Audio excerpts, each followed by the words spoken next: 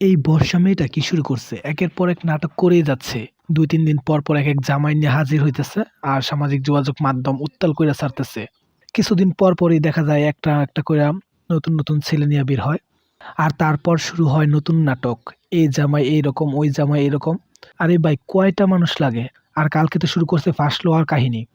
মানুষ সারা জীবন শুনছি গলায় ফাঁস লয় আর ও ফাঁস লয় কাঁধে। বারবার শুধু চিন্তা করতেছে কখন দরজা খুলবে আর কখন সে ফাঁস লইব।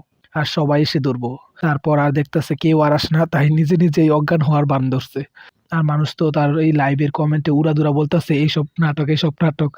কারণ তার এইসব নাটক দেখে মানুষ আগে থেকেই গেস করতে পারছে যে ও সবকিছু এইসব নাটক করতেছে। একের পর এক স্বামী নিয়া বাংলাদেশে মনে হয় রেকর্ড একমাত্র ওরই আছে।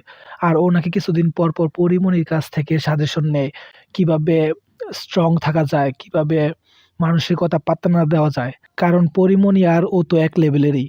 দুজনের জামাই একের পর এক বদলায়। মানুষ যেরকম কাপড় চেঞ্জ করে ওরা ঠিক সেই রকম জামাই চেঞ্জ করে। ওদের কাছে যেমন ওয়ান টাইম ইউজের মতো।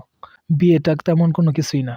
পরীমনি নাকি ওকে বলে, "মানুষের এসব কথায় কোনো পাত্তা দিস না। তুই শুধু এইসব নিয়ে কিছুদিন স্টপ থাক। তারপর দেখবি সবকিছু ঠিক হয়ে যাবে।" আর ও কি পরিমাণ নাটকবাজ!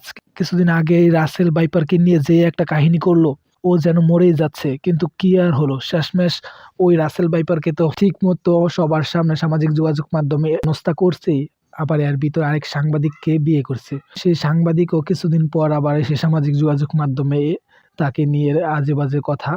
কিছুদিন পর, পর একেক ছেলেকে বিয়ে করবে আর সামাজিক যোগাযোগ মাধ্যমে এসে সামাজিক যোগাযোগ মাধ্যমটাকে একবার নষ্ট কইরা ফেলবে। যাই হোক বোন, তুই বাংলাদেশের সব ছেলেরে বিয়া কইরা তুই একা শান্তিতে থাক। বিশেষ কইরা যারা সিঙ্গেল কইরা মরতাছে তাদেরকে আগে তুই বিয়া কর। বিয়া কইরা তারপর জ্বালা মেডা। আর কিছুদিন পর, পর এই সামাজিক যোগাযোগ মাধ্যমে এসে নাটক চালায়া যা। তাতে করে তোর ব্যবসা ভালোই চলবো। আর বাঙালিও এক আছে, কিছু একটু ইমোশনাল কিছু দেখলেই হইছে। শেষ মন গইল্লা পানির মতো হইয়া যায়।